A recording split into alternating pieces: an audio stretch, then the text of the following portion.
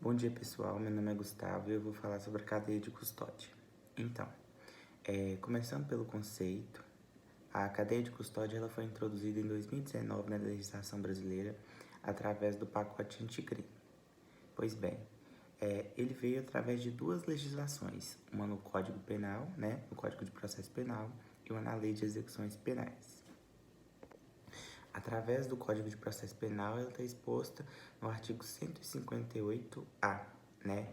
E através da Lei de Execução Penal, ele está no artigo 9-A, parágrafo 3º. Eles vieram para tratar da necessidade de viabilização ao titular de dados genéticos, do acesso a dados constantes nos bancos de perfis genéticos e como a todos os documentos da cadeia de custódia que gerou esses dados, né? O próprio CPP traz o conceito de cadeia de custódia no artigo 158-A. Nele, trata a cadeia de custódia como conjunto de todos os procedimentos utilizados para manter a documentação e documentar a história cronológica do vestígio coletado em locais ou em vítimas de crimes, né? Para rastrear sua posse e manuseio a partir de reconhecimento até o descarte ou a validação daquele suspeito, ou daquela vítima, ou daquele indício de materialidade. Qual que seria, então, a finalidade da cadeia de custódia? Então, segundo o expresso no artigo 158-B do CPP, é manter e documentar a história cronológica do vestígio, né? Que é fundamental para garantir a idoneidade e a rastreabilidade dos vestígios, né? Com vistas e preservar a confiabilidade e a transparência da produção da prova pericial, para que não ocorra nenhuma fraude, né?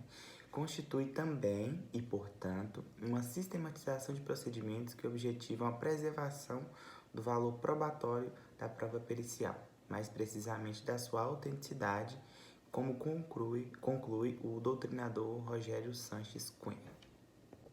Tratando então da sua importância da cadeia de custódia na prova, a gente tem que falar que ela é importante principalmente para manter a autenticidade e a integridade da prova. Ela é importante porque garante também a idoneidade e rastreabilidade dos vestígios, né, com a finalidade de preservar a confiabilidade e a transparência até que o processo dessa investigação seja concluído. Nesse sentido, então, a cadeia de custódia ela é de suma importância para garantir a autenticidade da prova pericial, que através da documentação, como anotações, fotografias, vídeos e mediações, não possam ser alteradas, prejudicando assim a sua confiabilidade. Na cena do crime, né, quando se consolida o crime, o ponto de partida para a cadeia de custódia deve ser mantida para demonstrar cada etapa, que assegura assim o rastreamento da evidência deste local de crime até o Tribunal de Justiça, que é a hora do julgamento.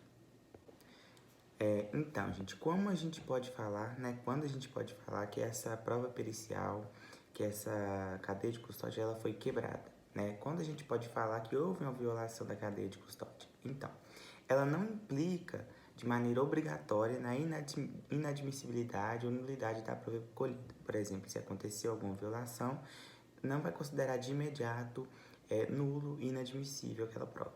Mas nessas hipóteses, eventuais irregularidades, elas devem ser observadas pelo juiz ao lado dos demais elementos que foram produzidos na instrução criminal, a fim de decidir se a prova questionada ainda pode ser considerada confiável. Ela vai passar por esse filtro e vai ter uma decisão que vai considerar se ela é ainda confiável e ela pode ser autêntica para ser usada como prova para aquele crime. Após a confirmação, após essa confrontação, que o magistrado, caso não encontre sustentação na prova cuja cadeia de custódia foi violada, pode retirá-la dos autos ou declará-la nula. O entendimento foi estabelecido por maioria de votos pela sexta turma do Superior Tribunal de Justiça, ao conceder habeas corpus e absolver um réu acusado de tráfico de drogas porque a substância apreendida pela polícia foi entregue à perícia em embalagem inadequada e sem lacre. E para esse colegiado, como a origem e outras condições da prova elas não foram confirmadas em juízo, ela não poderia ser utilizada como fundamento para condenação. Então, nesse caso, o juiz considerou que houve uma violação, porque ela não foi protegida, não houve a sua integridade mantida com o lacre. Como ela não teve lacre, ela foi colocada de qualquer jeito, considerou aí que houve uma violação da cadeia de custódia, que qualquer coisa poderia ser plantada, suspeito poderia ter sido indiciado de forma plantada, colocou qualquer pessoa para ser o culpado, ser investigado, porque poderia, por exemplo, não ter encontrado uma pessoa, nenhum suspeito. Então, de qualquer forma, eles colocaram aquela pessoa ali para ser responsável pelo crime. Então, esse é o perigo de não se manter a integridade de uma prova pericial no momento da colheita, né? De manter segura aquela prova na cadeia de custódia. Então, a consequência dessa quebra, dessa violação na cadeia de custódia, é representada pela carência de comprovação válida e suficiente em relação à custódia da prova em qualquer momento, desde a coleta ou o recebimento. De acordo com os ensinamentos do doutrinador e professor Geraldo Prado, na esfera penal, a quebra dessa cadeia de custódia ela pode acarretar na imprestabilidade da prova em virtude da existência de suspeita insanável quanto à lisura, rigidez, fiabilidade e integridade da prova que não é corretamente custodiada, né? E segundo ele, de acordo com Lima, na verdade, outro doutrinador, se houve quebra na cadeia de custódia das provas, pouco importando a causa de boa ou má fé, surge inevitável dúvida quanto ao grau de fiabilidade das evidências escolhidas pelos órgãos persecutórios. Dúvida esta que há de ser interpretada em favor do acusado, né? Todo esse procedimento ele é pró-réu, e à luz da regra probatória do indúbio pró-réu, daí que tal evidência deve ser excluída dos fatos, né? Se ocorrer um mínimo de inconfiabilidade da prova. Desse modo, quando há infundadas dúvidas, né, que no caso são dúvidas que surgiram por algum motivo, né, são fundadas, sobre a identidade de uma prova, a sua confiabilidade, sua credibilidade ou falta de documentação de apreensão da prova.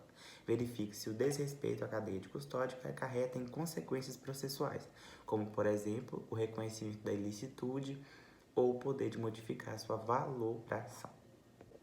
Quanto ao entendimento do STJ quanto à quebra da cadeia de custódia, se gera inadmissibilidade ou nulidade da prova, como eu disse acima, né, o STJ ele disse que não, nessas hipóteses, foi estabelecido por maioria de votos que, ao conceder o habeas corpus e absolver um réu acusado de tráfico de drogas, né, houve para o colegiado a origem de condições de prova que não foram confirmadas em juízo, e ela não poderia ser utilizada como fundamento para a condenação.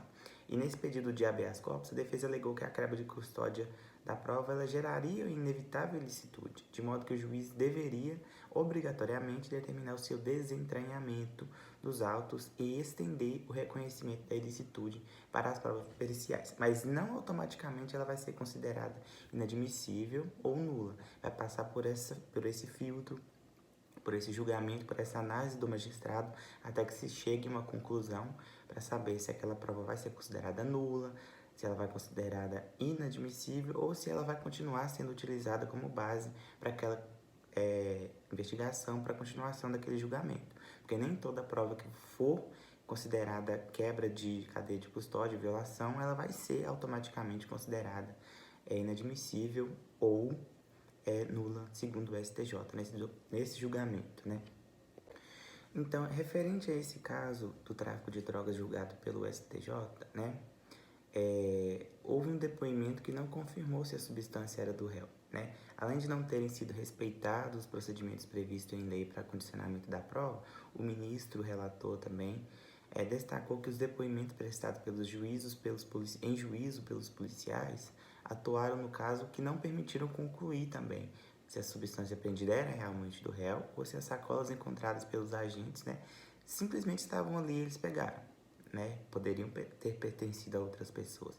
E além disso, no processo o réu não admitiu que estivesse com as drogas, mas confessou que chegou a trabalhar para o narcotráfico. Então aí você já percebe que houve uma tendência da polícia prender essa pessoa só porque ela já tinha passagem pelo tráfico de drogas, né? E mesmo assim ela reconheceu e talvez tenha sido isso que tenha dado a entender que ele era o dono daquela droga e por isso os policiais aprenderam. E com base no contexto dos autos, né, o doutrinador Chet considerou que o fato da substância ter chegado à perícia sem lacre e sem o acondicionamento adequado fragilizou a acusação do tráfico, porque não admitiu identificar se era a mesma que foi apreendida também, porque ela estava sem lacre. Então, segundo o magistrado, a situação seria diferente se o réu tivesse admitido a posse das drogas, ou se houvesse outras provas que apoiassem a condenação, né? Mas a questão relativa à quebra da cadeia de custódia da prova, ela merecia um tratamento acurado que, conforme o caso analisado em concreto, de maneira que depender das peculiaridades das hipóteses analisadas, eles anotaram diferentes desfechos processuais, que concluiu o ministro, né, o relator, e ao absolver o réu do crime de tráfico, mas ficou mantida a condenação por associação ao tráfico. Então, percebe-se que ele foi excluído do tipo penal em questão de ter a posse da droga, mas ele não foi excluído da questão de se associar ao tráfico, tendo em vista que ele confessou fazer parte antigamente do narcotráfico, né? Então, houve ali uma decisão baseada no passado também, mas para que não deixasse impune também por essa questão, né, ele teve essa condenação. Mas referente ao crime que ele estava sendo acusado, ele foi absolvido e não teve condenação referente ao tráfico de drogas. Bom, esse foi o meu esclarecimento sobre a cadeia de custódia. Espero que tenha gostado. Uma boa tarde. Bom dia.